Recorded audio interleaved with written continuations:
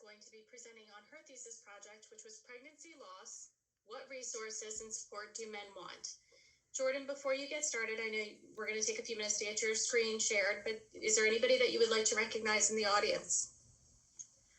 Yes, I believe my dad is here, my boyfriend's mom is here, and then my grandmother is here, and my thesis study was dedicated to my grandmother. Thank you.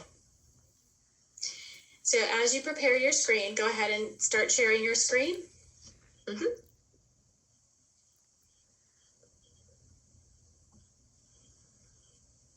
Okay, can everyone see the screen okay? Yes, we can. Thank you. Okay, perfect. All right, so good afternoon, everyone. My name is Jordan Erickson, and I'm going to be presenting on my thesis study titled Pregnancy Loss, What Resources and Support Do Men Want? Some background information on pregnancy loss.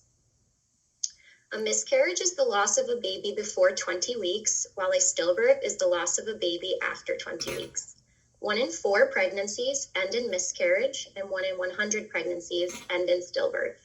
To help put these numbers into perspective, 750,000 to 1 million pregnancies end in miscarriage annually, while approximately 24,000 babies are stillborn annually. With advances in technology, more couples who experience pregnancy loss have a genetic evaluation. Since us genetic counselors are members of a couple's care team, it is important that we understand how to best support both members of the couple through the emotional and psychological impact of the pregnancy loss. Men and pregnancy loss. There are fewer studies published on men's experience with pregnancy loss compared to women. In general, men are often a tough group to reach for research. Men feel unprepared for pregnancy loss and how to deal with their emotions. Men feel they are overlooked in the pregnancy loss experience, and this sense of isolation is often compounded by doctors and family members who focus their attention on the woman who is physically going through the experience. Each member of a couple will respond differently to pregnancy loss. Just because men do not respond the same way women do does not mean they do not grieve related to the pregnancy loss. Taking a look at the impact of the pregnancy loss on relationships, previous research on women has shown that open communication about pregnancy loss can bring a couple closer together. Couples who experience a stillbirth and endure a strain on the relationship for up to 10 years, while couples who experience a miscarriage separate 1.5 to 3 years after the loss. For pregnancy loss support, online platforms allow those who have or are currently experiencing pregnancy loss to communicate, ask questions, and share their stories with others who have had a similar experience. Men have expressed the importance of male-only support groups. There are currently several male-only Facebook support groups for pregnancy loss. Many of the resources that do exist focus on men supporting their partners instead of how to support themselves. The research aims of this study were to explore men's experiences and needs during and after pregnancy loss, and to make recommendations for resources that would be useful for men during and after pregnancy loss. So moving into the materials and methods, the recruitment. Men age 18 and over who had experienced at least 1 miscarriage or stillbirth were recruited through Facebook pregnancy loss support groups for women. The women were asked to share a survey link with their male partners. There was no incentive to participate in the study. Taking a look at the survey itself, the survey was made up of 28 questions and administered online through Qualtrics. The survey was opened on December 2nd of 2020. Survey questions assessed the type of pregnancy loss, the impact of the loss on the men, how the loss affected men's relationships with others, the need for more resources for men relating to pregnancy loss, the adequacy of the resources received, and what resources men want. Additional demographic questions assess age, race, marital status, highest level of education, and men's country of residence. The survey was closed February 3rd, 2021, and the data was imported into SPSS, a statistical analysis software for the analysis. So as we move into the results of the study, I'm going to walk you through a few different data tables. To start, Table 1 goes over the demographics of the 9 survey participants. The average age of the men was 40 years old, the youngest participant was 27, and the oldest was 60. Looking at race, nearly all of the participants were Caucasian. Taking a look at the education level, majority of the men had a bachelor's degree or higher. And looking at the marital status, and nearly all the participants were married. And about half of the participants were also from the UK and the other half from the USA. Table 2 goes over the services men desired post-pregnancy loss. The most desired services were to be given the cause of the pregnancy loss, access to online information resources, and information on the emotional impact of pregnancy loss on men. The least desired service was to speak with a man in the hospital. The impact of pregnancy loss scale was used to assess the impact of pregnancy loss on the men. The scale was divided into 3 subcategories shown on the slide. Loss of baby, which is the table in the top left of the screen, devastating event, which is the table on the bottom left of the screen, and isolation and guilt, which is on the right of the screen. There were 4 questions asked per subcategory, and out of a total of 12 questions. The men in this study were most impacted by the loss of baby and devastating event subcategories. To take a closer look into some of these subcategories, we'll start with loss of baby. We see that the men felt they would always have a place in their heart for the baby and that they lost a person and not just a pregnancy. Men were also irritated when their baby was referred to as a fetus. Now, taking a look over at the devastating event subcategory, we see that men felt that pregnancy loss was a nightmare that they had no control over. They felt pregnancy loss was going from one extreme of happiness to the other, total unhappiness. And then the men in this study did not feel as much of an impact from the isolation and guilt subcategory questions shown on the right of the screen. Most of the responses fell into the barely true for me or definitely not true for me options. Then the composite score of the 12 questions related to impact of pregnancy loss were utilized to determine if there was a relationship between the impact of pregnancy loss and the need for more resources. A Pearson correlation analysis was performed in SPSS, and the results noted that the overall impact of pregnancy loss score was significantly correlated with reported need for more resources, represented by the R value 0.676. Table 4 reviews the adequacy of services provided to men following pregnancy loss. The men in the study felt that the hospital team did not provide them with adequate emotional support regarding their loss.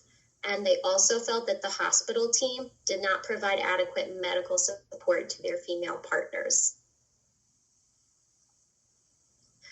Table 5 shows the effects of pregnancy loss on men's relationships with others. Men felt that their job during the pregnancy loss was to support their partner.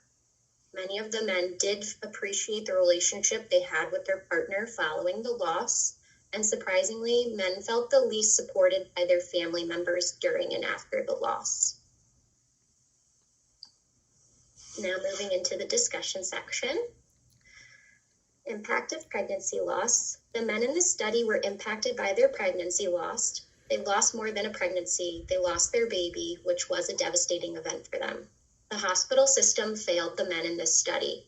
Hospital staff inadequately served the men and their partners' needs during the pregnancy loss experience. These findings suggest that there is a need for review and revision of pregnancy loss care in hospitals. Effects of the pregnancy loss on men's relationships. Consistent with societal norms and previous research findings, the men felt their job was to support their partners. Interestingly, the men felt the most unsatisfied by the interactions they had with their family members. Looking at the services men desired following the pregnancy loss, it makes sense that some of the top services desired relate back to the idea that they feel unprepared for pregnancy loss and do not know how to deal with their own emotions, specifically looking at that information on the emotional impact of pregnancy loss on men. Nearly all the men in this study agreed that more resources for men experiencing pregnancy loss are needed, regardless of the number of losses they had experienced.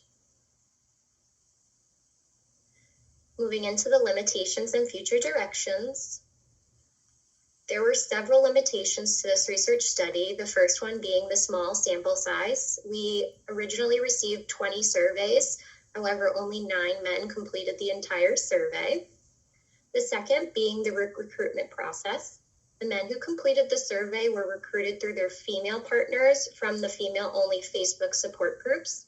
Therefore, the study findings may not reflect the experiences of men who are not involved in such groups or whose partners are not involved in such groups. We did attempt to reach the men first, but they took down the survey post within minutes of it being uploaded. Another limitation of this study was the over half of the participants from the United Kingdom, and their experiences may not be representative of men from other countries or from different healthcare systems. Potential future research ideas could include interviews or focus groups on how to best reach men for future studies on pregnancy loss, taking a deeper dive into how a couple's relationship is impacted by pregnancy loss from the male perspective. And during the pandemic, men were unable to accompany their partners inside hospitals for appointments and even for deliveries. Now that we are no longer in the peak of the pandemic, it would be interesting to explore how COVID-19 impacted men's experiences with pregnancy loss. Now for the 3 main conclusions from this study. Men desire access to more resources during and after their pregnancy loss experience than they are currently being offered. Men who are more negatively impacted by their pregnancy loss have a need for additional resources. And hospital staff are inadequately serving both men and women during the pregnancy loss experience. Thank you all for listening, and thank you to my committee members for working through this project with me, and I will now take any questions.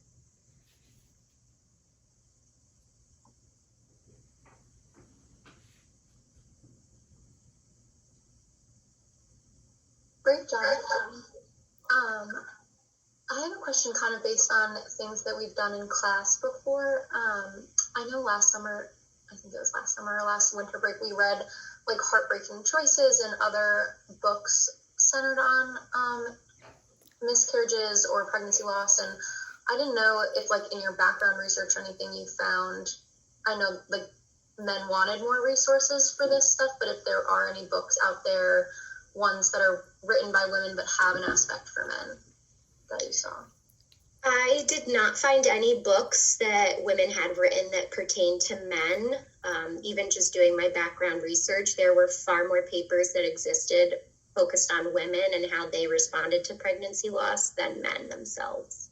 Mm-hmm. They are definitely a group of people that are hard to get in touch with to find out what they want, let alone to publish research on what they actually are needing.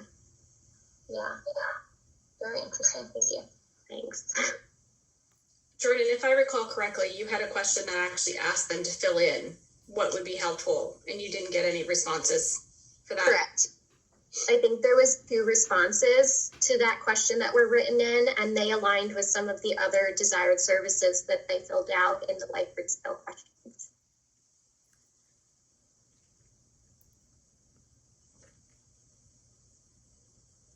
Hey Jordan, great job. That was an awesome presentation. I had a quick question. If you think you would have gotten different results if more participants were from the US versus more from the UK. I wasn't sure if you saw anything kind of after you got your results that indicate, how individuals in the UK may react to pregnancy loss?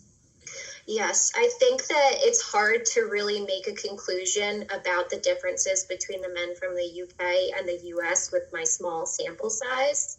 I would really need a larger group of men to be able to compare that. But from what I was seeing, they all seemed to agree, especially on services they desired and needed and the adequacy of services they received. Gotcha.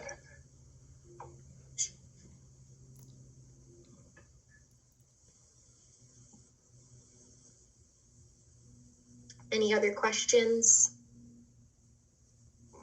Jordan, just a comment for me. Whenever I look at this data, I always think about how useful it would really be for us to be able to get more opinions from men. This group, I think, was a great pilot study to kind of give us some additional insights that, I don't even know if these men know what is missing. I just think that they know that something was missing from the experience for them. And if we could figure that out, they gave us a couple little insights, right? Like wanting to know the cause or wanting the baby to be referred to as a baby. But it's even a shame that in the blank, we couldn't get more information. So even trying to figure out how best to target men who go through this, who may be open to talking about it, would be really, really helpful. It's just going through this process with you, I wonder how we're going to get them. Yeah, it would be really great to get them, because even just this pilot study taught us a lot, especially in the sense of us all being healthcare workers, and that the men felt them and their partners were inadequately served by us healthcare workers. So, but do you have any advice based on the little bit of knowledge you got from your study on this, just advice for counselors who do have to, how we address couples going through a loss? Yeah, I would say that we should definitely fall back on those practices and those foundational skills we've learned as genetic counselors to meet the patient where they are and match their language. So if a couple is referring to a baby as a baby, you need to call it a baby. And also to remember from this that a man, even though was not the one physically carrying the child or physically lost the child, is still a part of that loss and that process. And we need to incorporate them in it. Thank you. Mm-hmm.